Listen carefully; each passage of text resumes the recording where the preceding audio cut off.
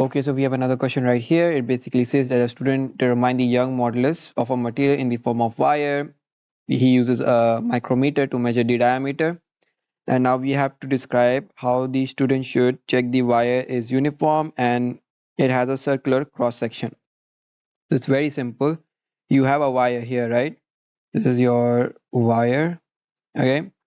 Now you have to put your micrometer first of all in different sections. Like for example, you put it at the end over here and maybe at the middle or maybe at the start, right? And if the values are same, then it is basically uniform. Now, how to check if it's cross section, circular cross section or not? It's very simple.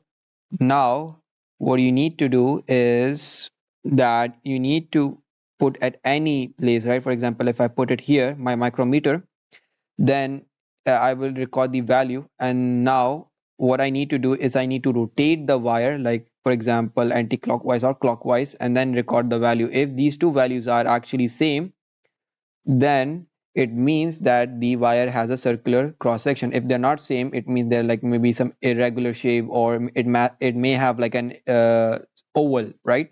Oval type shape, okay, like an egg. So in this case, then the wire is not circular cross section. So you have to make sure about that. Now, if you want to write it in sentence, you will say that measure the diameter at several different positions across the wire. Measure the diameter at several different positions across the wire and measure the diameter at several orientations. Orientation is basically the rotation, right? Orientation. Okay. So basically this is your final answer. Okay, so the next part says that the student hung a reference wire and the wire is being tested from the ceiling. At the lower end of the reference wire, he positioned the fixed part of a vernier scale. The student attached a 100-gram mass hanger to the wire being tested. The initial reading on the vernier scale was 0.0 millimeter as shown. He added masses to the mass hanger and measured the corresponding extension delta x of the wire using the vernier scale. Okay, so now it says that the student kept his feet away from the apparatus so that the mass could not fall on his feet. Explain one other safety precautions. Okay, so the thing I can see is that the wire can snap. It's a obvious thing because you're adding mass here, so the wire can snap. So you should wear a safety goggle. That's it. So you're right. The wire could snap. So for safety, you could wear a safety goggles. Okay. So basically, this is your answer for this part. Okay, so the next part says that each time the student added more mass, delta x increased by few millimeters. Explain why he should measure delta x using vernier scale instead of a meter rule. So it's very simple. Meter scale can measure only till the lowest it can measure is 0.1 centimeter, right? You can check it from your scale as well. And vernier scale, right? You can check it online, or it's also written in books that it can measure till 0.1 millimeter, right? So it's better to use vernier scale rather than meter, right? Meter rule, because your measurements like have like few millimeters change, right? So it's better to use vernier scale rather than meter rule because your answer is more close to the true value, means it's much more accurate than meter rule, right? So we will just say the same exact thing, that the vernier scale has a better resolution. Better resolution means the exact same thing. It has like, it is much more suitable to use this measurement scale rather than meter rule, right? It means the exact same thing. Means it means that you can measure much more lower values, like tiny values, with this scale rather than meter rule, right? So this is what is meant by the better resolution, and that there will be smaller percentage uncertainty. Okay, and smaller percentage uncertainty means that your answer is more close to your accurate value, right? You can write that as well, but it's like it's better to write this because this wording explains a lot more than writing it much more in simple words, right? Smaller percentage uncertainty means that your answer is more close to the accurate value and it's much more worthy, right? Rather than using meter rule and your answer is not close to your true value because the changes are in like millimeters and the lowest it can calculate is centimeters. So it's not much reliable and your answer will be not much reliable then. So this is your final answer, yeah? Okay, so the next part says that for each mass added, the student determined the force on the wire. The student plotted the graph shown, delta x1 force graph. So the table gives the young models for some materials. Deduce which material the wire was made from. Original length of the wire is given and diameter of the wire is given. We have to find the young modulus and compare this with the graph to see which material it is close to. So the formula for Young modulus is equals to stress by strain, right? So let's find stress first, okay?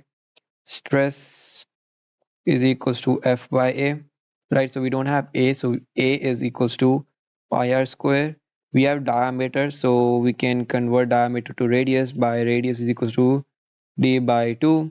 And if you input it in the formula, it is pi R is sorry, D is 0.17. Make sure that you convert this unit. It is in millimeters, so convert it into meters divided by 1000. So it's 2 times 1000, right? And square it, and then your value will be 2.27 times 10 raised to power minus 8 meters square, right? Now the next thing you need to do is input these values in here. So it's stress is equal to, and we don't also have force. So let's see about the force. So we can get it from the graph. I have taken out some points. So let me show you the points to save up some time. And these are our points. These two our forces and these two are our extensions, right? So the force is 12 and 3.5. So we will subtract them, right? As we do in gradients. So it's the same thing. I'm going to subtract them, right? So you will get, for this value, you will get 3744493339.2. If you round it off, it is like 3.7 times 10 raised to power like 8 meter, not meter, sorry, pascals. And now you will find strain. So for strain, it is delta x by x, right? Original length. So delta x, I found two values. It's 82 and 18. So 0.0082 and subtract it with 0.0018. And then you use the original length of wire, which is 1.8. Why it's 0.000? Because it was in millimeters, so I converted into meters, right? So yeah. Now, if you calculate this value, you will get 0.0033335 blah blah blah blah. So you can say that it is like 3.5 and 56 times 10 raised to power minus 3. Yes, minus 3. Okay. So now if you use the Young modulus formula, which is stress by strain, you will get stress by strain. If we divide these two formulas, use this value or this value, whatever the value is in your calculator, use that. Don't use the rounded off value. For just a sample of calculation, I'm just using the rounded off value, right? So it's 3.56 times 10 raised to power 3.